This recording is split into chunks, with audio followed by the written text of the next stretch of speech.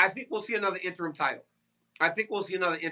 And for me, what makes sense for that interim title is Stipe Miocic and Jon Jones. I think you put those two together, and then no matter who wins, when Francis comes back, you have a massive fight waiting for him. Yeah, I think that's to me the next step in not only the negotiations but in the planning for the UFC. It's so crazy.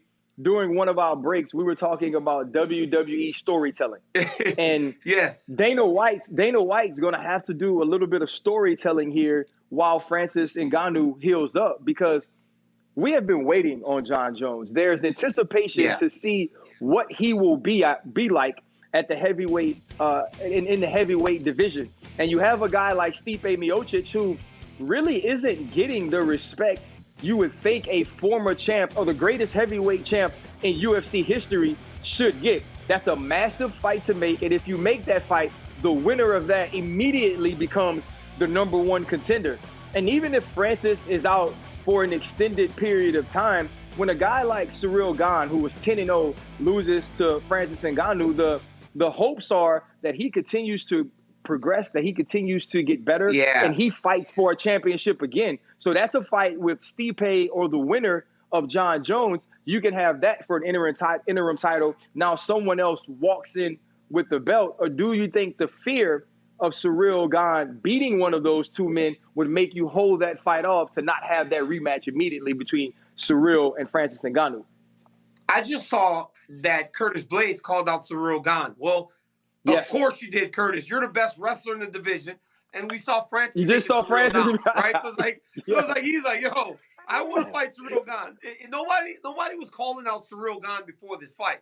But if I know Fernand Lopez and I know Ciryl Gane, I know that they'll work on that. And I also know and understand that you said something last week. You said Ciryl Gane probably didn't wrestle the whole time because he never expected Francis to shoot on him. Well, he will expect takedowns from those guys, so he will be better prepared for the wrestling. With Miocic, I think it's time to give him some respect and put him in a... If there's going to be an interim title, they can't not do it with Miocic again. Now, I'll be honest with you, Ryan. I heard some rumors, and I will say it this time, about Miocic and everything in Ohio with his team. Very tight-knit team that I hope everything is still going in the right way. But if Stipe Miocic fights anyone, he's as tough, he's as durable, and he is as good as anybody in the heavyweight division. Him and Jon Jones, that was a fight people were pining for whenever Jon Jones was the champion and Stipe was the champion. So now you make that for the interim title fight, and you also allow for people to see whether or not Jon Jones can compete at 265 pounds. The reality is this, though.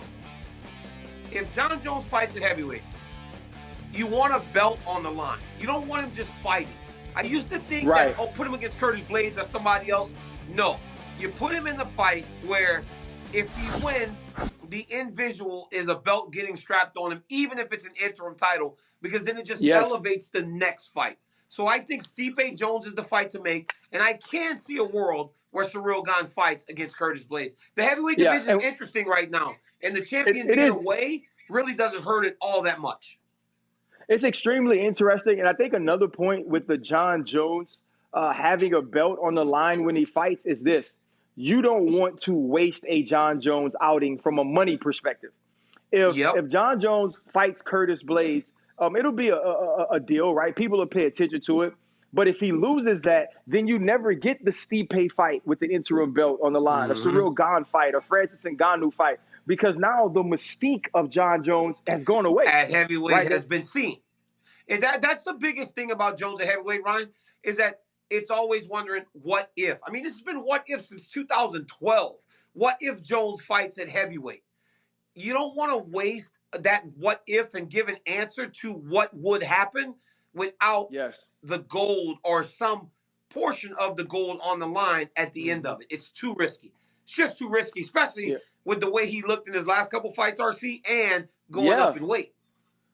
No, I totally agree. I think the last couple of fights did look like a little bit of boredom to me, and you can't be bored in your sport. But I definitely believe that we need to see Jon Jones immediately, especially with Francis Ngannou out. One question. I want to ask you that. You said it looked like boredom. Do you think that Dominic Reyes and Thiago Santos didn't excite him? Is that why you thought that he fought the way that he did? Or do you think that those guys' skill sets? Because honestly, I never said it publicly, Ryan, but I feel like Jones always elevated for the competition. And when you feel the threat, it's easier, right? I bet it was hard for you to get up to go and play against the Jets or the Browns at the time, right? Like, I kind of feel like maybe the threat wasn't as prevalent to Jones, and that's why he didn't fight as well in those last couple fights. But at heavyweight, the threats are really real, and maybe we'll see a better version than we've ever seen. Thanks for watching ESPN on YouTube. For live streaming sports and premium content, subscribe to ESPN+.